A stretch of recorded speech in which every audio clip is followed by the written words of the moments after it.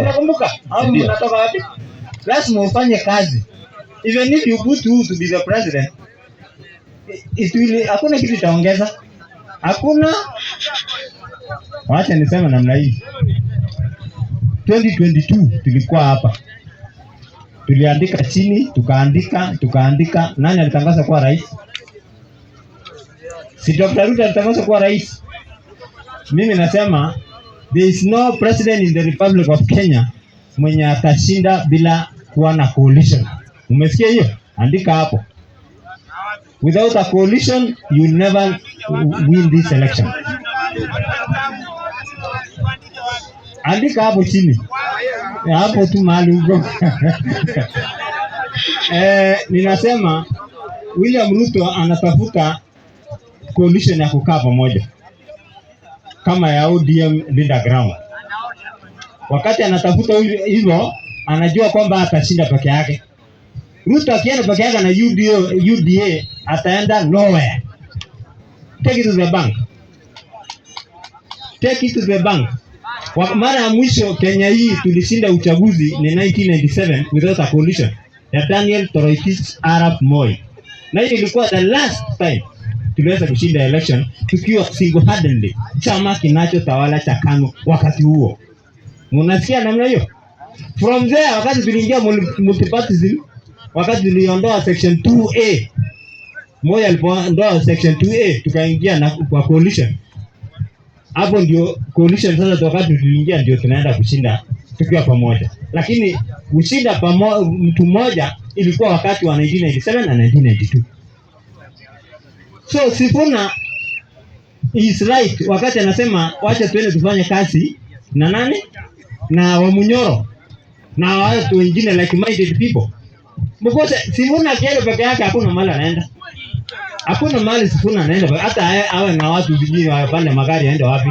Nowhere. Sikieni hiyo maneno hiyo. Wamunyoro hakuna mahali anaenda peke yake without kuwa na coalition na other like minded Kenyans. Hakuna mahali anaenda.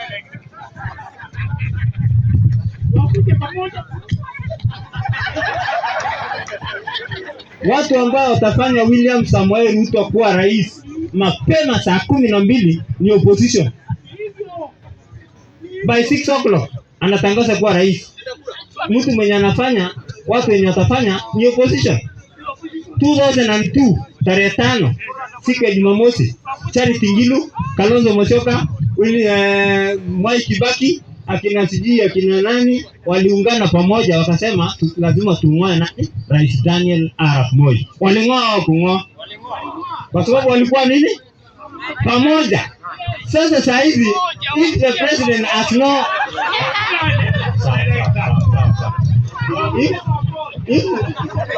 ndio maana unaona rais anaenda akisema hawana akili, hawana agenda, ni kwa sababu anaona wanasambaratika. Lakini wakikuwa pamoja, William Ruto ataingia na maji kwa tumbo. So opposition, you have to up your games. Up your games like 2002. They should go to the records. Waangalie tulishinda aje Uhuru Muigai Kenyatta ilikuwa nani? Uhuru Muigai Kenyatta then ndio walishinda aje namna gani? By then Moi hapo ni urais. Vijana wajui.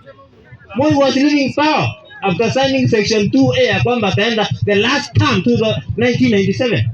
Wase wanajua hiyo maneno. Kwa hivyo opposition up your game.